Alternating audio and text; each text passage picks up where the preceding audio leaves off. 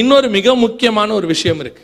இதையும் என்ன பண்ணி வச்சிருக்கிறாங்க, இப்போ அழிவுக்கு நேராக கொண்டு வந்து வச்சிருக்கிறாங்க. என்ன அப்படின்னு கேட்டீங்கன்னா, இதுவும் பூமிக்கு அடியில் தான் வச்சிருக்கிறாங்க.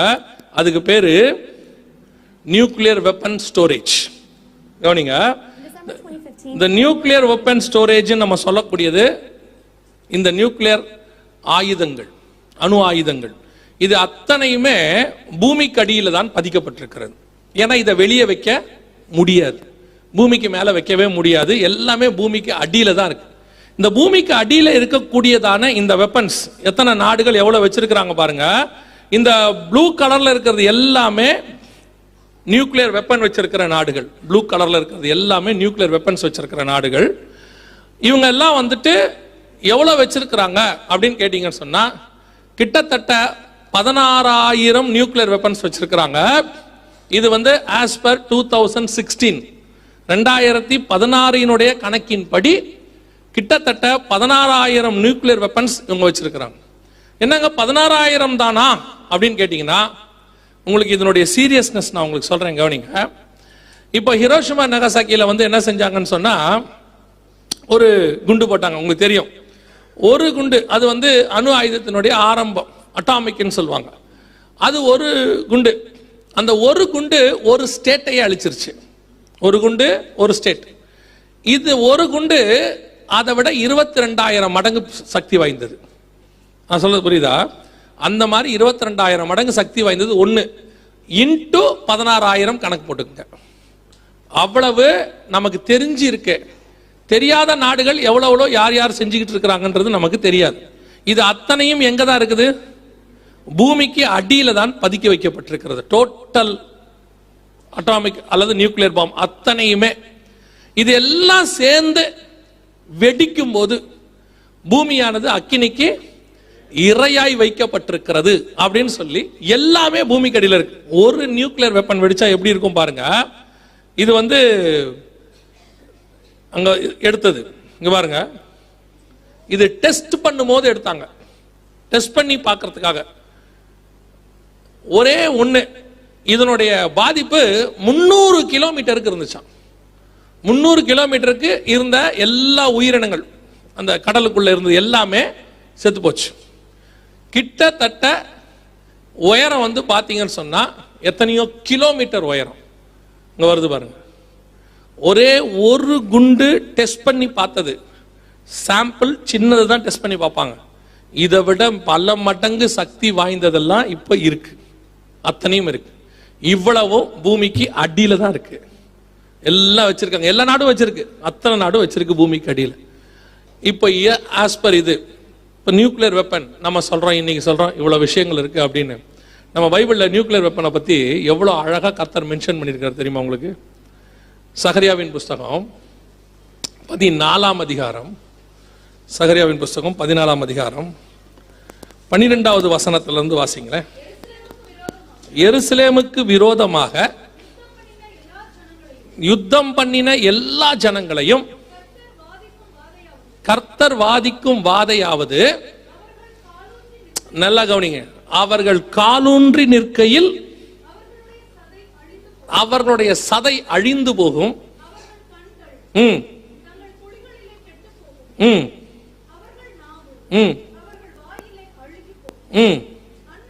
நல்லா கவனிங்க, காலூன்றி நிற்கையில் சதை அழுகி போகும், அவர்கள் கண்கள் குழியிலேயே கெட்டு போகும், அவருடைய நாவு அவர்கள் வாயிலேயே அழுகி. இதெல்லாம் என்னன்னு நினைக்கிறீங்க? ஒரு தடவை ஒரு ஊழியத்துக்காக ஒரு நாட்டுக்கு போயிருந்த போது இந்த ரேடியேஷன் டிபார்ட்மெண்ட்ல ஒர்க் பண்ணக்கூடிய ஒருத்தர் வந்திருந்தார். அவர் என்ன பண்ணாரு, முடிச்சுட்டு அந்த ரேடியேஷன் டிபார்ட்மெண்ட்ல இருந்து மறுநாள் இன்வைட் பண்ணார், உங்ககிட்ட கொஞ்சம் பேசணும் அப்படின்னு சொல்லிட்டு கூப்பிட்டார். போய் பேசின போது இந்த வசனத்தை எடுத்து விவரிச்சுட்டு அந்த முந்தின நாள் பண்ணியிருக்கோம். அவர் சொல்றாரு, இது அத்தனையுமே நியூக்ளியர் வெப்பன்ஸால ஏற்படக்கூடிய விளைவுகள். எங்களுக்கு தெரியும் ரேடியேஷனால வரக்கூடிய பிரச்சனை என்னங்கிறது எங்களுக்கு தெரியும். இந்த வசனத்தை இத்தனை நாள் படிச்சிருக்கிறோம், ஆனால் இது நியூக்ளியர் வெப்பனோடு கூட சம்பந்தப்பட்டதுன்னு எங்களுக்கு தெரியாது. ஆனா கர்த்தர் வந்து இது எப்பன்னு கேக்குறீங்களா? 7 வருஷத்தின் முடிவில் கர்த்தர் வந்து பகிரங்கமா இறங்கும் போது நடக்கிற சம்பவம். 14ஆம் அதிகாரம் சகரியா புஸ்தகம், அவருடைய பாதங்கள் ஒலிவ மலையின் மேல் வந்து நிற்கும். 14:4 நினைக்கிறேன், வாசிங்க பார்ப்போம். அந்நாளிலே கர்த்தருடைய பாதங்கள் எப்ப இயேசு ஏறி போனாரு? அப்போஸ்தலர் நடவடிக்கைகள் 1ஆம் அதிகாரத்துல ஒலிவ மலையிலிருந்து ஏறி போறாரு. ஏறி போகும்போது இயேசு சொல்லிட்டு போன வார்த்தை என்ன? அங்க இருக்க தூதன் என்ன சொன்னார் சீஷர்களை பார்த்து? நீங்கள் காணும்படி உங்கள் இயேசுவானவர் எப்படி ஏறி போனாரோ அப்படியே இறங்கி வருவார். அந்த அப்போஸ்தலர் நடவடிக்கைகள் 1ஆம் அதிகாரத்துல எந்த ஒலிவ மலையிலிருந்து இயேசு ஏறினாரோ அவர் இறங்குறதா சகரியா 14:4 இருக்கு. சோ இப்போ அவர் வரும்போது நடக்கிற அந்த யுத்தம் அர்மேகதான் யுத்தம், வெளிப்படுத்தல் 16:16 இருக்கு. அர்மேகதான் யுத்தம், அந்த அர்மேகதான் யுத்தத்தினுடைய முடிவு, அன்னைக்கு உள்ளவங்க என்ன வெப்பன்ஸ் யூஸ் பண்ண போறாங்க, அன்னைக்கு எப்படி இருக்கும் வேர்ல்டு. இன்னைக்கு இருக்கிற யங்ஸ்டர்ஸ்க்கு வந்து பைபிள் படிக்கிறது வந்து ரொம்ப வெறுப்பா இருக்குது. ஏன்னு கேட்டு பாருங்க, அது ஒரு ஓல்டு புக்கு, ஏன்ஷியன்ட் புக்கு, அதெல்லாம் என்ன படிக்கலாம்? இன்னைக்கு உள்ள மெடிசன், இன்னைக்கு உள்ள நியூக்ளியர் வெப்பன், இன்னைக்கு உள்ளதான நாடுகள், இன்னைக்கு நடக்கக்கூடிய வார், இனிமேல் நடக்கக்கூடியதான விளைவுகள் அத்தனையும் சொல்லி இருக்கிற ஒரே புஸ்தகம் பரிசுத்த வேதாகமம் மட்டும்தான். வேற எந்த புக்லயும் இவ்வளவு இருக்காது. ஏன்னா ஆண்டவர் வந்து எல்லாத்தையும் நமக்கு அப்டேட் பண்ணி எழுதி கொடுத்துட்டு போயிருக்கிறார். நம்ம கண்டுபிடிச்ச பிறகு எழுதின புக்கு தான் எல்லாமே. ஆனா கண்டுபிடிக்க போறாங்கன்னு எழுதின புக்கு ஒன்னே ஒன்று தான், நம்முடைய பரிசுத்த வேதாகமம் மட்டும்தான். இது உள்ள அவ்வளவு பொக்கிஷங்கள் இருக்கு. என்ன நாம கொஞ்சம் தியானிச்சு அதை கொஞ்சம் படிக்கணும், அவ்வளவுதான். நாம இன்னைக்கு இவ்வளவு தூரம் நியூக்ளியர் வைரஸ் எல்லாத்தையும் பத்தி பேசிக்கிட்டு இருக்கிறோம். இதை எல்லாத்தையுமே எசேக்கியேல் புஸ்தகம் 39ஆம் அதிகாரத்துல கர்த்தர் நமக்கு தெளிவா சொல்லி வச்சுட்டு போயிருக்கிறார். எசேக்கியேல் 39:11 வாசிங்க பார்ப்போம். 11, புதைக்கிற ஸ்தானமாக கோகுக்கு கொடுப்பேன். ஏன் வழிபோக்கர் மூக்க பொத்திட்டு போகும்னா 15வது வசனம் வாசிங்க, அதுக்கான விளக்கம் இருக்கு பாருங்க. ஃபுகுஷிமால இது நடந்துச்சு. ஃபுகுஷிமால ஜப்பான்ல வந்து சுனாமி வந்துட்டு நியூக்ளியர் அந்த பிளான்ட்டை இடிச்சிருச்சு, எல்லாமே சேதமாயிருச்சு. இப்ப நடந்துச்சு, அங்க இருக்கிற அத்தனை பேரையும் சேஃப்டியான பிளேஸுக்கு கொண்டு போயிட்டு அங்க யார் யாரெல்லாம் இறந்துட்டாங்களோ எல்லாரையும் எடுத்து புதைக்க சொன்னார் ஜப்பான் பிரதமர். எதுக்கு சொன்னார்? யாரையும் எரிச்சிடாதீங்க, எல்லாரும் என்ன பண்ணுங்க, புதைச்சிருங்க. ஏன்? அந்த எலும்புல இருந்து கூட என்ன வரும்? ரேடியேஷன்ஸ் வரும். எல்லாத்தையும் எடுத்து மண்ணுக்குள்ள போட்டு புதைச்சிருங்க. புதைக்கிற அத்தனை பேருக்கும் ஒரு விசேஷித்த மாஸ்க் கொடுத்துருந்தாங்க. ஏன்னு சொன்னா அந்த ரேடியேஷன் என்ன செய்யக்கூடாது, அவங்கள பாதிக்க கூடாது சொல்லி. அங்க வசனம் சொல்றது, வழிபோக்கர் மூக்கை பொத்தி கொண்டு போக பண்ணும். இது எல்லாமே நம்முடைய பைபிள்ல தான் இருக்கு, நம்முடைய வேதாகமத்தில் தான் இருக்கு. ஆனா எந்த அளவுக்கு நாம் இதை தியானிக்கிறோங்கிறதா முக்கியம். ஆண்டவர் சொல்லிட்டு, அதான் ஆண்டவர் சொல்றாரு, நான் என்னுடைய மகத்துவங்களை அவர்களுக்கு எழுதி கொடுத்தேன், அவர்களோ அதை அந்நிய காரியமா எண்ணினார்கள். ஓசியா புஸ்தகத்துல சொல்றாரு, நீ என் வேதத்தை மறந்தாய், நான் உன் பிள்ளைகளை மறப்பேன். இன்னைக்கு நம்ம பைபிளை விட்டுட்டோம். பைபிளை விட்டுட்டு அறிவு பெருக்கத்துல எல்லா புக்கையும், நான் உங்களை எதையும் படிக்க வேணாம்னு சொல்ல, எதை வேணாலும் படிக்கலாம், தப்பே கிடையாது. ஆனா இதை படிச்சிடணும். இதை விட்டுட்டு வேற எதையும் படிக்க. பெற்றோர் கூட பிள்ளைகளுக்கு என்ன கொடுக்குறீங்க? நல்லா படி படி படி, டியூஷனுக்கு அனுப்புறீங்க. 4 டியூஷன் 3 டியூஷன், ஸ்கூலு, தூங்குற பிள்ளைய எழுப்பி 5:30 மணிக்கு எழுப்பி பஸ்ல ஏற்றி அனுப்பி விடுறீங்க. ஆன்லைன் கிளாஸ், ஆஃப்லைன் கிளாஸ் எல்லாம். அந்த அளவுக்கு உன் பிள்ளையினுடைய ஸ்பிரிச்சுவாலிட்டிக்கு டைம் கொடுத்தீங்களா?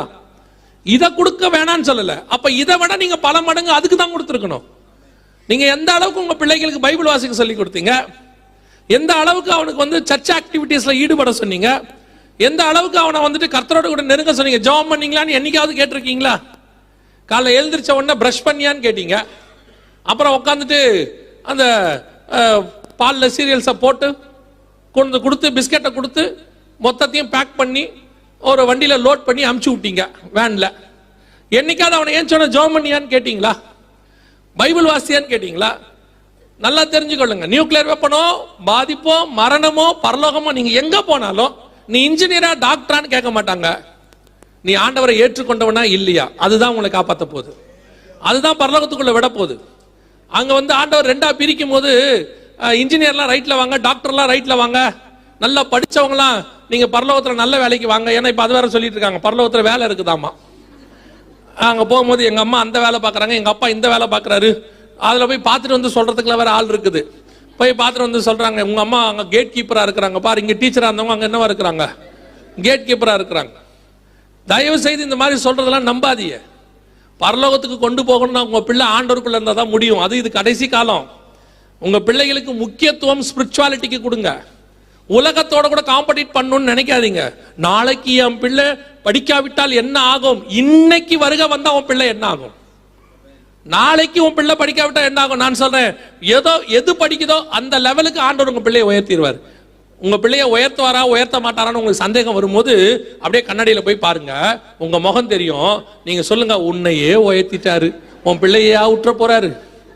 நம்மளையே கத்தர் கொண்டு எங்கேயோ உட்கார வச்சுட்டாரு.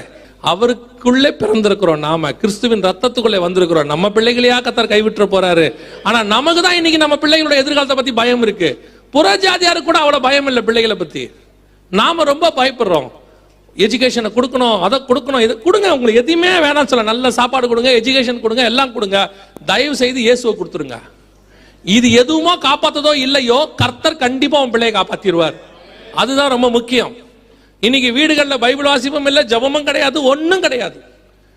இன்னும் நெருக்கத்துக்குள்ள வந்துட்டோம், இன்னும் முடிவுக்குள்ள வந்துட்டோம். நாளைக்கு எல்லாம் சேர்ந்து நியாய தீர்ப்புக்குள்ள வந்து நிற்கும் போது இது எதுவும் உங்க பிள்ளைகளை காப்பாத்தாது. உன் பிள்ளை மறுபடி பிறந்திருக்குதா, அதான் ஃபர்ஸ்ட். யோசிச்சு பாருங்க, எகிப்துல வாதை வந்த போது அத்தனை பேரு சாதாரண ராஜா வீடு வரைக்கும் வாதை வந்துருச்சு. ஆனா இஸ்ரவேலுக்குள்ள வரல. இஸ்ரவேல்ல எல்லாம் படிச்சவன்றதுனால வரல, இஸ்ரவேல்ல எல்லாம் பணக்காரங்கிறதுனால வரல. இல்ல, எவன் வீட்டுல ஆட்டுக்குட்டியின் ரத்தம் பூசப்பட்டிருந்தோ அதனால வரல. உள்ள இருக்கிறவன் படிச்சவன், படிக்காதவன், வேலைக்காரன், உள்ள இருக்கிறவன் பெரிய எஜமான், மோசே, ஆரோனு, அந்த அடிமை, அந்த பேச்சே கிடையாது. ஆட்டுக்குட்டி ரத்தம் அவனை காப்பாத்திருச்சு. அதே தான் பரலோகத்துக்கு உன்னை என்னையும் காப்பாற்ற போறது ஆட்டுக்குட்டி அவனுடைய ரத்தம். அதுதான் கொண்டு போய் பரலோகத்துல சேர்க்க போகுது. அதுக்கு இதெல்லாம் கிரைட்டீரியா கிடையாது, அவருக்குள் பிறந்திருக்கிறோமான்றதுதான் கிரைட்டீரியா. தயவு செய்து அதுக்கு இம்பார்ட்டன்ஸ் கொடுங்க. இன்னைக்கு எல்லாம் சேர்ந்துருச்சு. இதோடைய இது இந்த செய்திகளுடைய நோக்கம் இது ஒண்ணுதான் வச்சுக்கோங்க. இந்த எவிடன்ஸ் எல்லாம் காட்டி உங்களுக்கு எதை சொல்ல விரும்புறோம்னா, இயேசு வராரு, ஆயத்தப்படுங்க, அவ்வளவுதான். இதெல்லாம் ரெடி ஆயிருச்சு, நீங்க ரெடி ஆயிருங்க. கர்த்தர் சொன்ன நியாய தீர்ப்புக்கு வானமும் பூமியும் ரெடியாக இருக்கு. நீங்களும் நானும் ரெடியா இருக்கிறோமா? இவ்வளவுதான் கேள்வி. நீங்களும் நானும் ரெடியா இருந்தால் வருகையில பிரவேசிப்பது